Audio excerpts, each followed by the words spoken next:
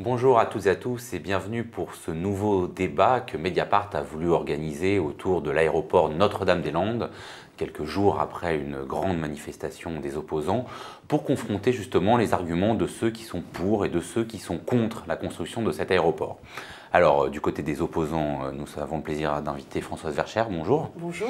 Vous êtes présidente du comité des élus opposés à l'aéroport, conseillère générale sortante en Loire-Atlantique. Vous êtes l'ancienne maire aussi de Bouguenais, qui est la ville de l'actuel aéroport Loire-Atlantique. Et vous êtes une ancienne militante PS. Pour les arguments en faveur de l'aéroport, nous avons invité Jade Lingard, ce qui est un peu étrange a priori. Normalement, Jade, vous auriez dû être à ma place, et à votre place, on aurait dû avoir quelqu'un qui aurait défendu la construction de cet aéroport, mais c'est pas faute d'avoir essayé. Voilà, le problème, c'est qu'on s'est heurté au refus de très nombreuses personnes que nous avons sollicitées pour participer à la discussion avec Françoise Verchères. Et toutes ces personnes n'ont pas refusé par principe de discuter, elles ont simplement dit qu'elles étaient non disponibles. Simplement, la liste est tellement longue qu'elle me semble intéressante et révélatrice d'une difficulté à discuter de ce projet. Je me permets donc de lire la liste des personnes que nous avons invitées. Bruno Retailleau, le nouveau président de la région Pays de la Loire. Christophe Clergeau, le candidat socialiste d'Effet, son concurrent d'Effet lors des dernières élections. Bruno Hugues de la Rose, le président de la Chambre de commerce et d'industrie des Pays de la Loire, qui est un des lobby, on peut dire, favorable à la construction de l'aéroport à Notre-Dame-des-Landes. Philippe Grosvalet, le président du département de Loire-Atlantique. Nathalie Appéré, députée d'Ille-et-Vilaine. L'association des Ailes pour l'Ouest, qui s'est constituée pour défendre la construction d'un aéroport à Notre-Dame-des-Landes. Et enfin, la nouvelle maire de Nantes, Johanna Roland, qui, elle, n'a même pas répondu à mon invitation. Et effectivement, donc tous étaient peut-être indisposibles, mais certains prévoyaient déjà d'avoir une extinction de voix aujourd'hui. Qui pouvait durer plusieurs jours, et c'est en effet le cas de M. Retailleau. Donc on s'est dit, donc c'est vous, Jade Lingard, qui êtes la journaliste qui suivait ce dossier à Mediapart, et plus généralement les questions d'environnement, qui allait nous donner les arguments en faveur de l'aéroport. On s'est donc dit que vous auriez peut-être besoin d'un peu de soutien, et donc je vous propose de regarder une vidéo du président de la République qui date de janvier dernier, il y a un an. Cet aéroport, il est lancé depuis des années. C'est une logique économique aussi. Vous ne devez jamais prendre l'avion, j'imagine. Donc, de Nantes, sûrement pas. Mais il y a des gens qui veulent prendre l'avion, vous voyez, monsieur Legrand. Ça existe. Il y a des gens qui veulent prendre le train, des gens qui veulent prendre l'autocar, des gens qui veulent prendre leur voiture. Il faut essayer de les mettre dans les transports les plus écologiques, ça en convient. Donc, ce projet, il est lancé depuis des années. Il est contesté. Il y a des recours. Tant que les recours ne sont pas épuisés, le projet ne peut pas être lancé. Quand les recours seront épuisés, le projet sera lancé. Comme le dit François Hollande, ce projet de construction d'aéroport à Notre-Dame-des-Landes est en effet très ancien. Et c'est vrai que la chronologie de ce dossier est intéressante. Alors, dès la fin des années 60, apparaît donc ce projet de création d'une nouvelle plateforme aéroportuaire pour la Bretagne et les Pays de la Loire. À cette époque-là, Notre-Dame-des-Landes est déjà le site préférentiel, même si d'autres sites sont envisagés. En 1974, un arrêté préfectoral crée la zone d'aménagement différé, la ZAD, sur 1225 hectares, donc c'est un très grand territoire. Le Conseil général est chargé de sa mise en œuvre. En octobre 2000, une réunion interministérielle décide d'aménager sur le site de Notre-Dame-des-Landes un nouvel aéroport pour remplacer l'aéroport actuel Nantes-Atlantique. Décembre 2002, mai 2003 se tient un débat public. D'octobre à novembre 2006 se tient une enquête publique. En février 2008 est publié un décret d'utilité publique. En octobre 2010 paraît le décret d'approbation de la convention entre l'État et AGO, Aéroport du Grand Ouest, la filiale du groupe Vinci qui est concessionnaire de la construction et de la future exploitation de ce projet d'aéroport. En avril 2012, des agriculteurs entament et mènent une longue grève de la faim contre leur expulsion. À la suite de l'élection présidentielle de François Hollande, un moratoire sur les expulsions des habitants de la zone réservée pour l'aéroport, un moratoire est posé par le gouvernement tant que les recours des opposants n'ont pas été jugés. Et enfin, dernière grande date, pourrait-on dire, en juillet 2015, le tribunal administratif de Nantes rejette les derniers recours des opposants, loi sur l'eau et espèces protégées. Donc Françoise Verchères, quand on réécoute et qu'on reprend cette chronologie longue du dossier de Notre-Dame-des-Landes, pourquoi contester la manière dont la puissance publique, donc État et collectivités, ont mené ce dossier? Car si on y regarde, finalement, toutes les étapes procédurales, y compris la consultation des citoyens, ont été respectées. Oui. Alors, je crois que c'est un des défauts inhérents à la manière dont en France on mène les débats publics. Vous avez donné des dates très intéressantes. On a le débat public sur un dossier en 2003 qui en fait a déjà été tranché et choisi. Et donc, les étapes de démocratie participative sont là, en fait, pour l'apparence. Rien ne pourra faire dévier le projet de l'État. L'utilité publique est prononcée en 2008, après une nouvelle enquête. On ne regarde pas sur quel site on va construire cet aéroport parce qu'on l'a choisi il y a 40 ans.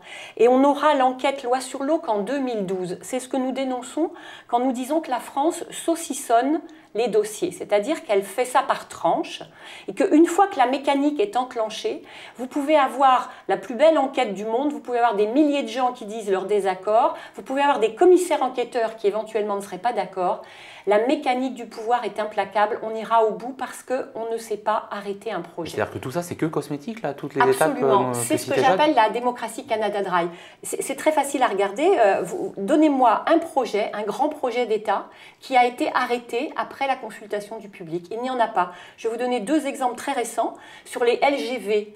Il y a pourtant eu récemment des LGV, des lignes à grande vitesse, Limoges, Poitiers et Bordeaux, Espagne par les Landes. Avis négatif de la commission d'enquête publique, eh bien, le ministre passe outre. C'est-à-dire qu'il n'y a aucune obligation à tenir compte en réalité des avis. Alors là, dans ce cas-là, avis positif. Tout à fait. Avis positif de la commission sur un dossier que nous estimons mensonger. Et ça, c'est aussi un des gros problèmes. La manière dont on décide de l'utilité publique en France est très opaque. En l'occurrence, on nous a fait croire que ce projet était intéressant parce qu'on économiserait du temps de trajet pour les voyageurs en allant à Notre-Dame-des-Landes plutôt qu'à Bouguenais sur l'actuel aéroport. Et cette somme très importante de 911 millions d'euros qui est brandie comme un argument choc, nous n'avons toujours pas de preuves et nous n'avons toujours pas l'étude qui montre d'où viennent ces 911 millions. Le cabinet indépendant que nous avons fait travailler en contre-expertise dit que ça n'est pas possible. Donc il y a effectivement, je crois, dans les débats publics menés en France, un problème fondamental de manière de travailler. Alors on va continuer à aider Jade à prendre son rôle de défenseur de l'aéroport en regardant la vidéo d'un chef d'entreprise interviewé par l'association en faveur de l'aéroport des Ailes pour l'Ouest dont Jade parlait en introduction et que nous avions sollicité mais qui n'a pas pu ou voulu venir.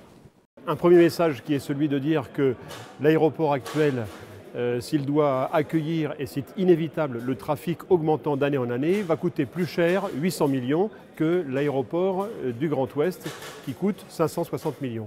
Première idée force. La deuxième idée force, c'est celle de constater que les entreprises qui veulent se développer dans la région du Grand Ouest ont besoin d'un outil d'infrastructure tel que celui de l'aéroport du Grand Ouest pour pouvoir échanger avec des pays qui sont éloignés à plus de 800 km. Donc ce chef d'entreprise, Françoise Verchères, que nous venons d'entendre, explique qu'il coûterait plus cher de garder l'actuel aéroport plutôt que de construire le nouvel aérogare. Qu'est-ce que vous répondez à ces chiffres? Alors je pense d'abord qu'il se trompe et il compare deux chiffres qui ne sont pas comparables. Il cite le chiffre de construction de la plateforme pour 4 ou 5 millions de voyageurs au démarrage et pas 9 millions, ce qui est l'objectif visé. Oui. L'objectif visé à 9 millions pour Notre-Dame-des-Landes, c'est autour de 900 millions d'euros. C'est la DGAC, qui est la Direction Générale de l'Aviation Civile, qui donne ce chiffre.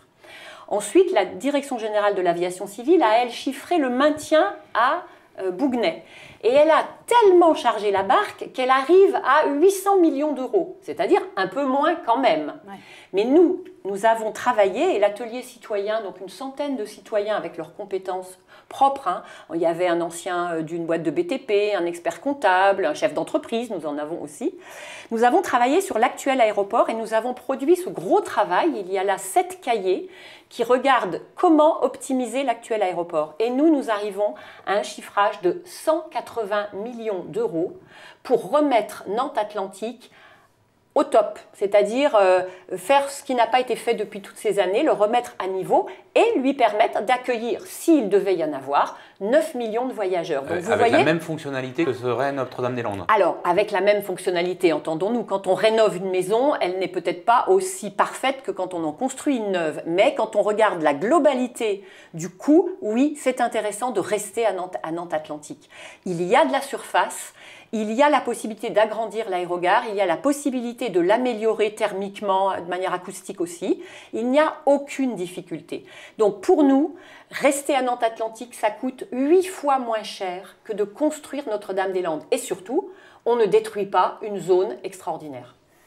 Alors, l'autre argument donné par le chef d'entreprise, et là on est vraiment dans le cœur de la discussion autour de l'aéroport, c'est la question de la création d'emplois et la création d'activités économiques que pourrait entraîner la construction d'un aéroport à Notre-Dame-des-Landes. Et là, il y a toute une série de chiffres qui sont mis sur la table de ces discussions.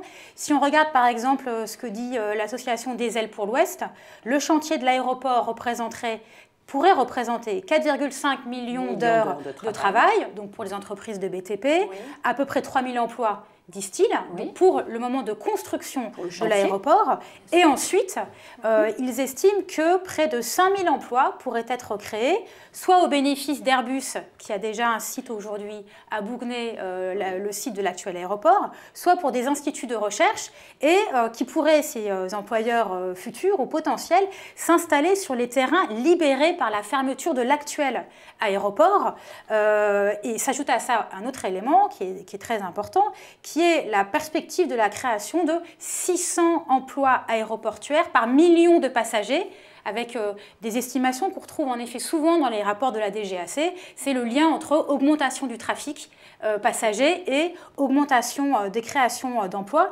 Alors, Françoise Verchères, pourquoi est-ce que ces chiffres ne vous convainquent-ils pas de l'utilité de la construction de cet aéroport? Alors, mais parce qu'il faut les reprendre un par un et qu'il ne suffit pas de brandir l'argument de l'emploi pour être convaincant. Je comprends parfaitement qu'en cette période difficile pour l'emploi, justement, ces chiffres-là, alors millions d'heures de travail, donnent des appétits à tout le monde. Mais regardons clairement les choses. C'est un emploi de chantier, donc les fameuses 4 millions d'heures de travail, ça fait 700 emplois pendant 4 ans. Si nous rénovons Nantes Atlantique, nous avons aussi des emplois de chantier, on est bien d'accord. S'il faut agrandir Nantes Atlantique, nous les avons tout de suite. On peut imaginer que ce sera un plus petit chantier. Mais non, puisque nous partons du principe, nous ne discutons même pas de l'augmentation, à la limite, du trafic. Nous disons, ok, vous pensez qu'il va falloir accueillir 7 millions de voyageurs, 9 millions, on construit, on agrandit Nantes Atlantique.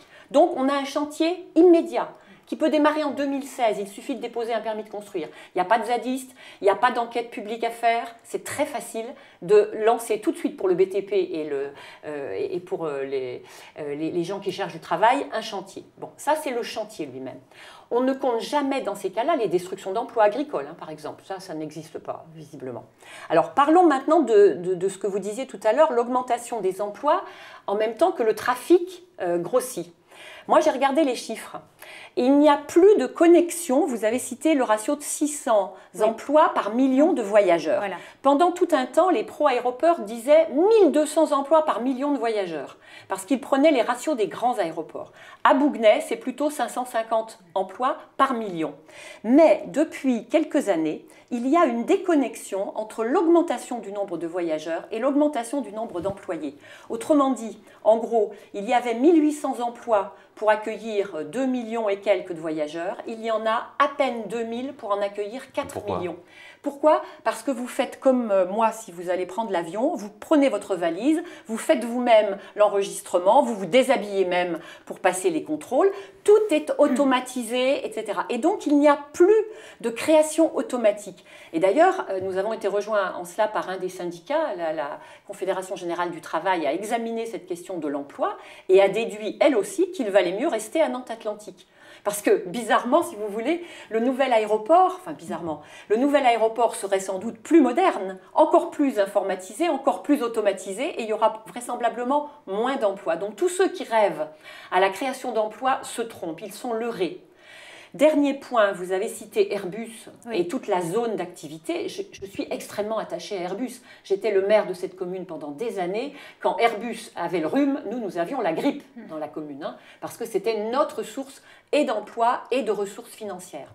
il y a de l'espace à Bouguenais pour accueillir tous les sous-traitants du monde. Alors, il n'y a aucune difficulté, on n'a pas besoin de déménager l'aérogare et l'aéroport pour permettre à Airbus de s'agrandir. Nous l'avons fait pendant toutes ces années. Je dirais même qu'on dit aussi un certain nombre de mensonges. On doit garder cette piste pour Airbus. Et donc, il n'y aura pas fermeture de la piste. Puisque dans le projet, le principe, c'est fermeture de l'actuel aéroport et c'est un mensonge, car il n'y a pas une seule usine Airbus en France qui n'ait pas à côté une piste. Et donc, tous les politiques, qui ne veulent évidemment pas la mort d'Airbus, disent « mais oui, bien sûr, on gardera la piste », mais personne ne dit qui la paiera. AGO Vinci ne l'a pas dans sa concession, donc AGO ne paiera pas. Airbus n'a pas la moindre envie de payer le prix de fonctionnement d'une piste qui aujourd'hui ne lui coûte rien. Donc il y a un politique, Philippe Grosvalet, que vous aviez invité d'ailleurs, qui a dit « s'il faut mettre de l'argent public, le département se mettra autour de la table ». Tous les autres se taisent. Donc, qu'est-ce que cela veut dire? Un projet de 50 ans qui n'est même pas capable de dire aujourd'hui on garde la piste et c'est un tel ou un tel qui la paye? Il y a un autre enjeu quand même sur les avantages finalement à imaginer. Arrêter l'actuel aéroport de Nantes Atlantique, c'est l'enjeu de la libération de l'emprise foncière de ce site. Et ce que pointent les défenseurs du nouvel aéroport, c'est de dire finalement l'existence aujourd'hui, l'actuel aéroport aujourd'hui est au sud de Nantes. L'éventuel futur aéroport de Notre-Dame-des-Landes est au nord de Nantes, pour donner des repères géographiques à nos spectateurs. Eh bien, ils disent que l'existence de cet actuel aéroport au sud de Nantes bloque l'extension, l'urbanisation par le sud de la ville de Nantes, et que si l'espace actuel était libéré, cela permettrait d'urbaniser sans artificialiser de nouvelles terres. Et ça, ce n'est pas un argument ridicule. La protection des terres et la réduction de l'urbanisme, de l'artificialisation. C'est extraordinaire parce que quand on écoute les partisans de ce transfert, ce sont eux qui sont les défenseurs de l'environnement. Ils veulent protéger le lac de Grandlieu en faisant partir un aéroport qui ne le gêne absolument pas. Et ce grand lac qui se trouve près de l'actuel aéroport, réserve ornithologique. Et dont le Premier ministre a d'ailleurs dit que l'actuel aéroport le menaçait, en dépit de toutes les affirmations scientifiques. Il y a un spécialiste du lac de Grandlieu qui a dit au ministre, au préfet, à tous ceux qui sont pour le transfert, le lac ne souffre en rien du problème de l'aéroport. Son problème, c'est la qualité de l'eau. Ça n'a rien à voir avec les avions. Au contraire, le fait que justement l'aéroport existe et gèle l'urbanisation au sud, près du lac, protège le lac. Mais personne ne veut entendre les scientifiques.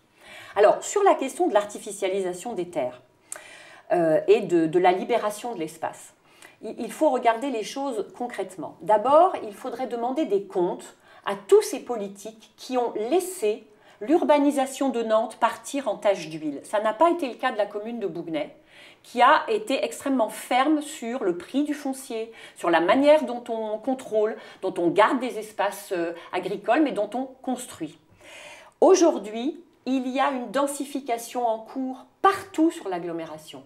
Et l'aéroport ne la gêne pas. J'ai même apporté des photos pour vous montrer qu'à Bouguenais, il y a 3 communes qui sont concernées par les restrictions d'urbanisation.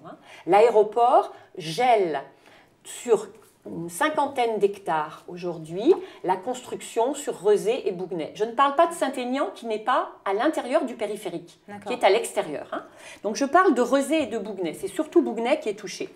Eh bien aujourd'hui, en zone D du plan d'exposition au bruit, c'est-à-dire dans une zone où effectivement on voit passer les avions, j'y habite, donc je les entends, on construit, on densifie, et ça ne pose aucun problème aux élus d'accepter des bâtiments avec balcon devant des routes à 2 fois 2 voies, en face du pont de Cheviré qui fait un bruit extraordinaire, devant une gare ou devant une station de tramway. Donc la question du gel par l'aéroport me paraît un pseudo-argument. Il n'y a pas de difficulté pour densifier, et je suis évidemment favorable au fait de ne pas gaspiller l'espace partout, mais il n'y a pas de difficulté pour densifier l'agglomération, c'est en cours. Et ce que vous dites, ça pose quand même la question des nuisances. On voit bien la nuisance pour les habitants, pour les riverains. Cet aéroport actuel, Nantes Atlantique, se trouve dans une zone très urbanisée, survolée par les avions, problème de bruit. pour les gens qui y habitent, problème aussi de peur finalement, de peur d'un accident. Est-ce qu'il n'y a pas une logique à vouloir construire ça, ce type d'aéroport, dans des endroits moins urbanisés où moins de gens seraient victimes finalement de ces nuisances? Bien sûr, c'est-à-dire que sur le papier, c'est très séduisant. C'est d'ailleurs ce que le Premier ministre a dit. Il a dit il n'y a pas très longtemps, l'aéroport est dangereux et saturé. Alors dangereux, que les choses soient claires, il y a un classement des aéroports dangereux. Nantes Atlantique n'en fait pas partie. Ça, il faut que les choses soient claires. Un avion peut tomber, nous le savons depuis Icare, en gros. Ça fait très longtemps qu'on sait que voler n'est pas tout à fait naturel. Un avion peut tomber, mais certainement pas plus à Nantes qu'ailleurs. Deuxième argument, déplacer à la campagne les aéroports, on l'a tenté. Il n'y avait rien à Roissy au démarrage, ou pratiquement rien. Et puis, un aéroport génère de l'activité. Et finalement, si on doit déplacer, après tout, pourquoi pas, si on doit déplacer des aéroports parce qu'ils survolent trop de gens, alors il ne faut pas commencer par Nantes. Il faut commencer par Toulouse. Pourquoi? Parce qu'à Toulouse, il y a 20 000 logements. Les gens de Toulouse ne vont pas être d'accord. Non, mais il y a 20 000 logements, 20 000 logements qui sont sous la zone de bruit et qui peuvent être aidés parce qu'ils sont effectivement soumis à des contraintes de bruit. 20 000. À Nantes, combien y en a-t-il à votre avis? 1751. Il y a 12 fois plus d'habitants très gênés à Toulouse qu'à Nantes. Alors, dans l'idéal... Ils sont quand même gênés. Donc ceux qui sont là à Nantes, ils sont quand même gênés. Mais bien sûr, moi je ne dis pas que les avions ne font pas de bruit. Un avion fait du bruit. Le bus fait beaucoup de bruit. Le tramway fait du bruit. Dans une ville, tout fait du bruit. Et quand on regarde les cartes de bruit de l'agglomération nantaise, c'est le bruit routier qui est le plus pénalisant. Je n'ai pas encore entendu mes collègues élus dire « il faut déplacer le périphérique, il ne faut pas construire au bord des boulevards ». Donc, entendons-nous bien, il y a des nuisances et on doit faire en sorte que les gens vivent le mieux possible avec leur aéroport. Mais si on décide de déplacer les aéroports très pénalisants, alors il y a toute une liste d'aéroports à déplacer avant Nantes. Je ne parle même pas d'Orly et de Roissy, je parle d'autres. Et on peut parler de Nice aussi, on peut parler donc de Toulouse, on peut regarder d'autres aéroports. Et de toute façon, tout ça serait possible, j'en serais la première ravie, si nous avions 3 planètes à disposition. Voilà. Et aujourd'hui, ce qui fait que nous nous battons contre ce projet, c'est qu'il n'est pas raisonnable, quand on connaît les limites de la planète, quand on connaît les limites des terres agricoles, quand on sait qu'il y a des disparitions régulières et dramatiques et irréversibles, on n'a plus le droit de gaspiller. C'est le propre d'un enfant de gaspiller, pas d'un adulte et pas d'un politique. Alors, je vous propose qu'on regarde une dernière vidéo au cours de ce débat entre partisans et adversaires de l'aéroport Notre-Dame-des-Landes. C'est un extrait d'un film qui s'appelle Notre-Dame des Luttes de Jean-François Castel, où on voit Michel Tharin, qui était un peu le paysan historique de la ZAD, décédé il y a maintenant à peu près 6 mois. La terre, c'est pas la nôtre. Ah bah non, mais exactement. C'est eux qui nous la prêtent. Donc, bon, bah... C'est le jour où moi, je suis passé devant le tribunal, j'ai dit au président du tribunal, je ne veux pas d'argent parce que je ne suis pas propriétaire. Alors il m'a regardé avec des yeux, quand même, c'est bien vous le propriétaire. Je dis non, je dis je n'ai jamais été propriétaire. Ma famille est là depuis 1838, et de génération en génération, la terre s'est passée. Alors je vous dis, je suis un passeur de terre, mais je ne suis pas un propriétaire. Et cette terre n'est pas à vendre, et cette terre-là, elle est faite pour nourrir la... Voilà. Et puis je lui ai ajouté que j'étais un citoyen responsable, que s'il y avait vraiment utilité publique, c'est-à-dire si j'avais eu un bout de terre que j'avais hérité de mes parents, tu vois, et qui s'était trouvé à un endroit placé où on veut faire un hôpital, qu'il y a vraiment une urgence de faire l'hôpital, je suis intelligent, voilà, là on n'a pas besoin, donc il faut que ça reste pour l'agriculture, donc je ne suis pas vendeur, alors voilà, c'est tout. Bon, puis l'argent on n'ira pas le chercher, on est tous comme ça, on n'ira pas chercher l'argent. La banque de dépôt et consignation, on est informé de ça, mais nous on ne va pas le chercher, donc voilà, c'est clair, ah ben non. Et quand le dossier tombera, on redeviendra propriétaire de nos terres, il n'y aura pas besoin de rembourser l'argent, tu vois, c'est clair, ça se fait comme ça. Au Larzac, ça s'est fait comme ça. Et puis à d'autres endroits, donc pour ça qu'on tient bon, quoi. Alors, Françoise Vercher, quand on entend Michel Tharin parler, c'est le drame des paysans menacés par le projet d'aéroport, mais ça montre aussi l'ancienneté du projet et quelque part, au fond, un des gros arguments favorables à la construction de cet aéroport, c'est un peu la force de l'habitude. C'est-à-dire, la ZAD est réservée depuis 40 ans, les terrains sont déjà acquis, les procédures de déclaration d'utilité publique ont été faites, le gros du travail a été accompli. Peut-être pas de manière parfaite, sans doute de manière imparfaite, mais ça a été fait. Certaines routes existent déjà. Ne serait-il pas plus simple de construire finalement là où ça a été prévu il y a 40 ans, et puis de continuer avec cette logique de l'histoire ? Alors ça, c'est effectivement un argument qui nous est régulièrement présenté. C'est parti, en gros, c'est déjà trop tard, etc. Moi, je n'en veux pas aux gens qui, il y a 50 ans, ont choisi ce site. Ils l'ont d'ailleurs choisi sans savoir sa qualité environnementale. On ne l'a peut-être pas encore dit, mais c'est une tête de bassin versant, c'est-à-dire que c'est une sorte de grosse éponge où naissent les sources qui vont alimenter les ruisseaux, à la fois du côté de la Vilaine et du côté de l'Erdre. C'est un petit peu le Montgerbier des Joncs, toute proportion gardée, hein, de la Loire-Atlantique.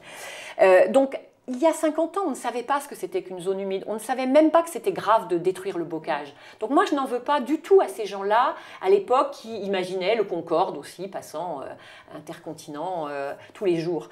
Mais aujourd'hui, je trouve qu'on n'a plus le droit parce qu'on sait que c'est irréversible, cette destruction, que si l'on détruit cette zone-là, il n'y en a plus. C'est ce que disent les scientifiques. Ce bocage est exceptionnel. Le bocage, avec les espèces animales qui sont inféodées, et bien évidemment, c'est aussi une forme d'agriculture particulièrement respectueuse de l'environnement. Donc tout ce à quoi on aspire aujourd'hui, ce que les gens disent vouloir, une agriculture créatrice d'emplois, respectueuse de l'environnement, de l'élevage extensif, qui respecte tout cela, tout ce que le ministre de l'Agriculture devrait défendre, on ne va pas le sacrifier alors que par ailleurs, on a la possibilité de continuer à prendre l'avion, à permettre aux chefs d'entreprise d'aller où il veut aller, à des gens de partir en voyage tant qu'il y a des pays où on peut aller faire du tourisme. Je ne sais pas si ça durera, mais c'est comme ça aujourd'hui. Donc on a une alternative. Et je trouve que là, c'est assez criminel de vouloir persévérer dans ce dossier.